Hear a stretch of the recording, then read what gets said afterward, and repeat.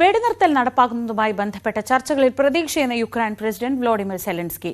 Saudi അറേബ്യയിൽ നടന്ന Russia Ukraine US ചർച്ചയ്ക്ക് പിന്നാലെയാണ് സെലൻസ്കിയുടെ പ്രതികരണം. വിവരങ്ങളുമായി ഐഷത്തുൽ ഷംന. അതേസമയം റഷ്യ ആരോപിക്കുന്നത് ഒരു റഷ്യൻ വിരുദ്ധ ഉപകരണമായി നാറ്റോ അംഗങ്ങൾ യുക്രൈനെ മാറ്റുകയാണെന്നാണ്. അപ്പോൾ ഒരു സമവായത്തിലേക്ക്, യുദ്ധത്തിന്റെ അവസാനത്തിലേക്കുള്ള സാധ്യതകളൊക്കെ എത്ര കണ്ട് ഈ ചർച്ചകളിൽ ഉയരുന്നുണ്ട്? ശ്രീജ, ഈ യുക്രൈൻ ഇപ്പോഴും പറയുന്നത് ചർച്ചകളിൽ പ്രതീക്ഷയുണ്ടെന്നാണ്. പക്ഷേ അതേസമയം അത്തരമൊരു സമാധാനത്തിന്റെ വാർത്തകൾ പുറത്തു വരാറായിട്ടില്ല. കാരണം നേരത്തെ തന്നെ രണ്ട് രാജ്യങ്ങളും ഭാഗിക വെടിനിർത്തലിന് സമ്മതം അറിയിച്ചിരുന്നു.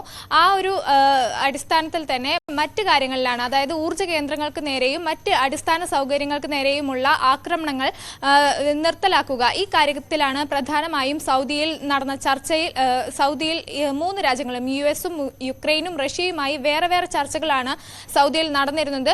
ഇതിൽ ഇക്കാര്യങ്ങളാണ് ചർച്ച ചെയ്തിരുന്നത്.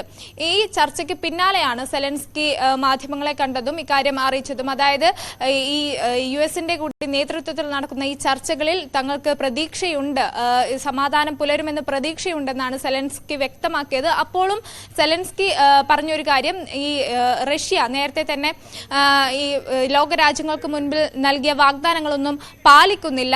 അത് പാലിക്കണമെങ്കിൽ മറ്റ് രാജ്യങ്ങൾ, യൂറോപ്യൻ രാജ്യങ്ങൾ ഒന്നാകെ റഷ്യക്ക് മേൽ സമ്മർദ്ദം ചെലുത്തണമെങ്കിൽ മാത്രമേ ഇത് നടപ്പിലാവുകയുള്ളൂ. എന്തായാലും ചർച്ചയിൽ പ്രതീക്ഷയുണ്ടെന്നാണ് സെലൻസ്കി വ്യക്തമാക്കിയത്.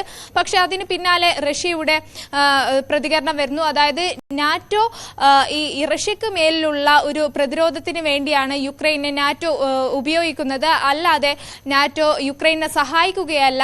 ഒപ്പം തന്നെ ഈ US ഉൾപ്പെടെ യുക്രൈനെ ഒരു ആയുധമാക്കിയാണ് മാറ്റുന്നത്, അത് യുക്രൈൻ തിരിച്ചറിയുന്നില്ല എന്ന തരത്തിലൊക്കെ വലിയ ആരോപണമാണ് ഇപ്പോൾ റഷ്യ ഉന്നയിച്ചിരിക്കുന്നത്.